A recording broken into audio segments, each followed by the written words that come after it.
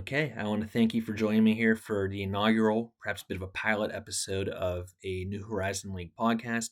We're going to cover the non revenue sports, and even within that bracket, primarily women's sports. I'm calling it On the Horizon because, of course, we're covering the horizon. Men's basketball is very well covered here if you're watching this on the Horizon Roundtable website, but really in general, you'll get lots of coverage of men's basketball, which is the revenue sport in the Horizon League. However, there's less coverage of the non revenue sports, the women athletes who really do embody a lot of what makes college sports great to so many of us.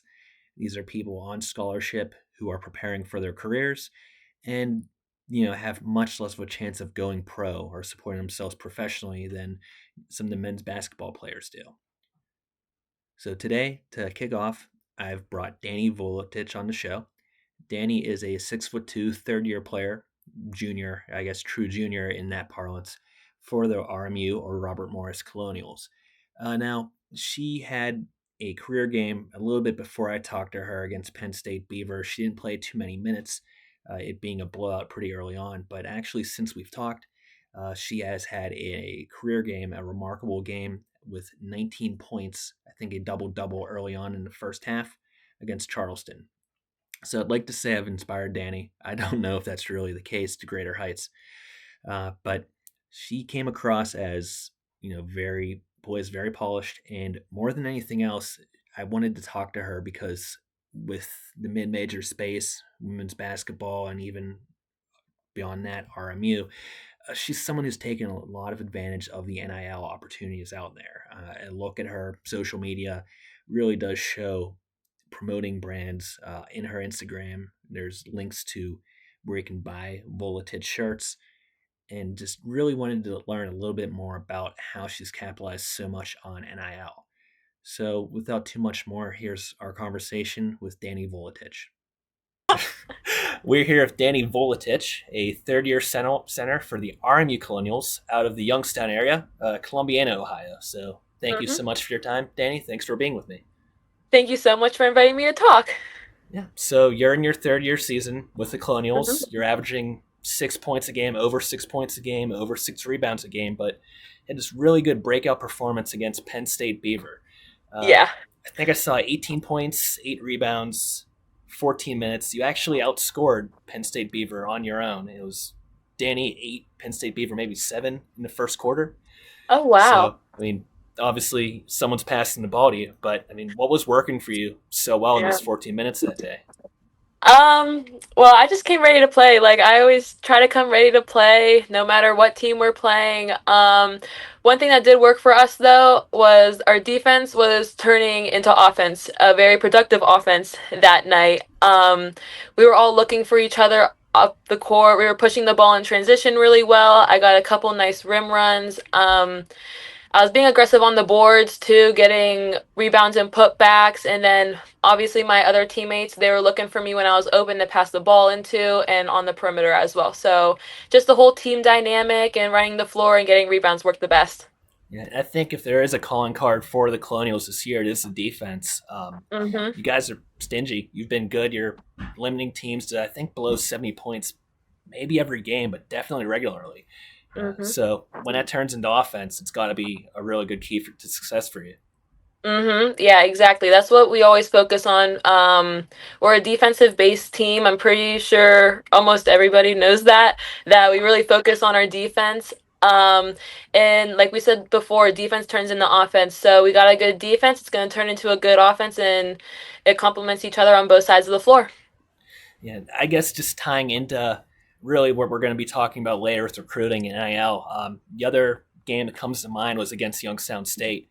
Uh, So your last win, you hit 2 3 pointers, like one of my favorite moments of the college basketball season to this point. And I wish ESPN caught it. They didn't, but you sink the second 3 pointer, and I swear for 2 seconds this happens, right? yeah. Yeah. So are you thrilled you're scoring against your hometown team? Are you excited you're hitting threes? Like, what's going on there?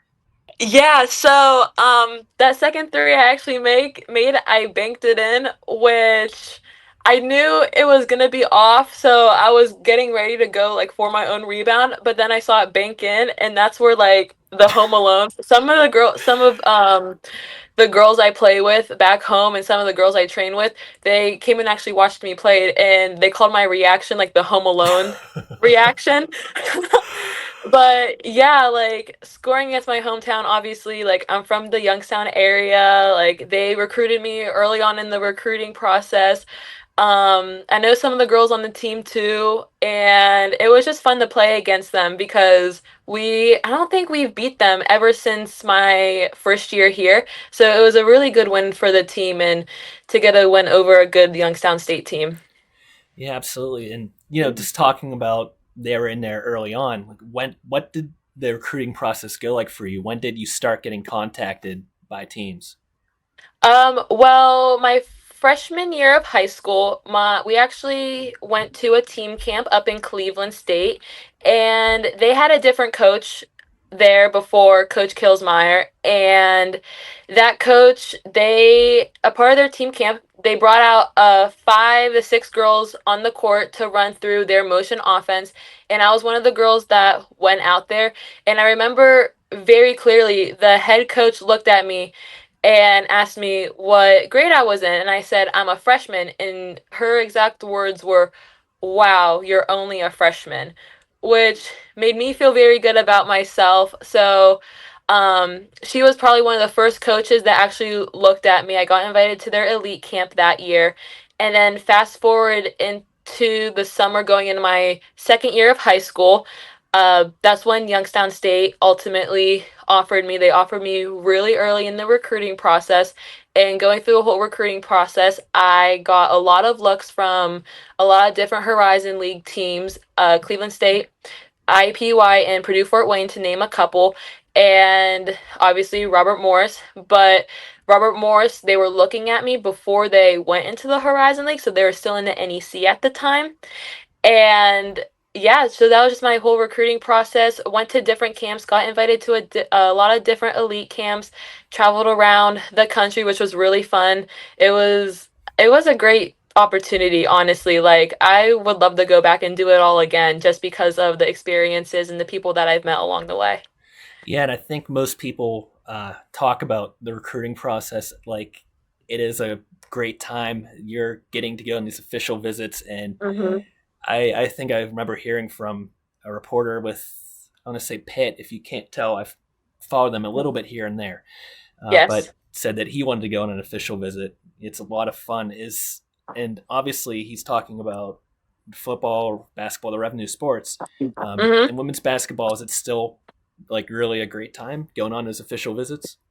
Yeah, yes, the visits were amazing. Unfortunately, I couldn't go on any official visits because that was when COVID was going Oh on. yeah, yeah. So I was limited to that, unfortunately. But all of the unofficial visits I went on, I got to tour all the campuses, got to talk to the academic side of everything, got to talk to the coaches, got to watch some practices, hang out with the girls on each team and everything, and it was a blast. Like it was really fun no matter what. So you had interest in when you're naming them. I was thinking, yeah, these are all Horizon League teams. It's an upper mid Mhm. major. But what was it about RMU that really made you feel like this was the right move? Well, I know I wanted to be close to home, but at the same time, I didn't want to be too close to home. So, when Robert Morris reached out, I love Pittsburgh. I love the city. I've always came to Pittsburgh for like light up night and Picklesburg and all the other amazing things that yeah, Picklesburg especially, Oh yes. yeah. And all the other amazing like events they have going on. Like I'm a big sports fan. So the Pirates, the Steelers, and I'm just now starting to get into hockey because RMU did bring back their hockey Right. team and it's actually very fun to watch. Like I love like the fast pace and everything, so hopefully I can make it to a Penguins game sooner or later. But yeah, just like the Pittsburgh area in general, the academic side, Robert Morris is a very good academic school, and I just like the coaches. Like obviously we there are some coaching changes on my visit. Coach B and Coach Schneider, they're still here, but the coaching staff was great. They're very welcoming to me, and so were the girls. And I liked how the campus, it wasn't like too big, but it was big enough where you felt like where you like walked to certain places and everything, but it wasn't like a long walk, if you know what I mean. Sure. Yeah. Like it's like it feels big, but it's actually kind of small, so you don't have to walk too far to get to a lot of places. And I love the greenery and everything, like the leaves, the trees, the landscaping. It's just really nice. It was a really nice campus, academics, sports, everything. Yeah. And as far as academics, I think I read your sports psychology major. Is that up to date or? Yes, that is up to date. I am a sports psychology major. I'm looking to go into clinical sports psychology and performance enhancement psychology. So that's the plan. So hopefully, after I get my undergrad, I'll go into my master's and pursue clinical and performance enhancement psychology. Really cool. Mm-hmm. So, I mean, when you're talking about doing basketball, you're traveling, you're just in College Station a few nights ago. So, Yes. that's a tough balance. What's the student athlete Uh huh. workload, athletics balance like? Well, it's definitely difficult to balance school and sports, but I've done it all through my life, like ever since I was in middle school and even before that. So I kind of got a good handle on things. Obviously, college is nothing like it is in high school. Like the schedules are more somewhat spread out, but there's still a lot of stuff going on throughout the day. So like a typical day, like I'll leave my room in the morning and I won't get back until around like 9 o'clock at night after I eat. So I have to pack everything I need for that day just to go to maybe my morning class and then the practice, or practice and then my afternoon or night classes and everything. And then after that, I'm usually in the library studying or getting more work done so I could be free later in the week. So yeah, my day is jam packed, but I like it like that. I feel like I work good, not under pressure, but I work good when I have a lot of stuff going on as well. Do you think it approaches a normal student life? Do you think this is something that's like totally unique to being an athlete? Um, yeah, I definitely feel like being an athlete is very unique because, I mean, obviously we have like being a college athlete. It's you can look at it like as a job. Like you got to Yeah, show up every day. You're definitely. expected to put in the hours, put in the work, whether it's practice, film, lift, and then after that, since we're still in season, to go back to the gym when you have free time and get extra shots up if you need to. So balancing that in around our classes, but we have a good support system here. We have our academic advisor, Dani. He schedules our classes for us, makes sure that they're around our practice schedule for the spring semester coming up, so we won't have any conflicts with that. So yeah, I mean, it's a bit different just going from like a regular life to a student athlete life. Yeah, it definitely does seem like it's something where, every university has people to help out with the academic side. Hmm. Getting all that scheduled with, even in conference play, you're going to Green Bay, you're going to Milwaukee. Yeah, These are not close Milwaukee. places. No. But, and you mentioned it's like a job. I couldn't agree more. And I think historically it's been like a job, but no one gets paid for it, right? The players, that really No. isn't something that's happened. I say players, but student athletes, you're also a college student doing all this. So Hmm. NIL obviously now is a big part of the college sports landscape. Hmm. And I'd read Indeed. an article maybe in the last 2 days that the Horizon League's commissioner mentioned that there's a lot of opportunities and that women student athletes are doing very well with it. And, Hmm. one reason I wanted to reach out to you is because you're someone who's made a lot of those opportunities where there's a lot of NIL, I guess, social media posts, that kind of thing with your face Yeah. on it. So, Hmm. what's your typical experience with that? Do people reach out to you? Are you finding opportunities? Well, at first I was going through Open Doors and I got my very first NIL deal through Open Doors, where I would apply for a deal and then they would get back to me on if they would want to partner with me or not. But now I've been with a company called Post Game, and Post Game they put me in contact with all of these different companies trying to partner with them and everything. And they just look at my Instagram, look at the followers, look at my TikToks, like basically all my social media accounts to Yeah. see if I have like a big following and if I'm well known. And then if they like what they see, then they'll reach out to me about going along with a potential NIL deal. It's really interesting. And, in some of the revenue sports, like, men's basketball, it seems almost like NIL is being used as a form of free agency in a lot of cases where, you sign here and then you'll get this deal before they're even on campus. Has there been much of that you've experienced with women's basketball? Has it made it there? I don't really think so. I mean, I know for like bigger colleges and like Power Five schools with like a lot of Sure. like well-known women's basketball players, they're getting a lot of like big deals with like big time sponsors like Gatorade, some with State Farm, Under Armour, Nike, and everything. But it hasn't been like that for me, at least, where like I would like sign something and be like, okay, well, this is what you're gonna make like before you get on campus. Yeah. It's been more of like being in contact, like reaching out with different companies and companies reaching out to me. And actually, Robert Morris, we just partnered with Empower You Yeah. to get our student athletes more NIL money and NIL opportunities, which I did participate in one of those NIL deals in the past week, which is really cool. Yeah, and it does seem like it's something where there's almost an expectation of I'm signing to go with a D1 school. Like I will get some form of NIL compensation right before I get Yeah. on campus.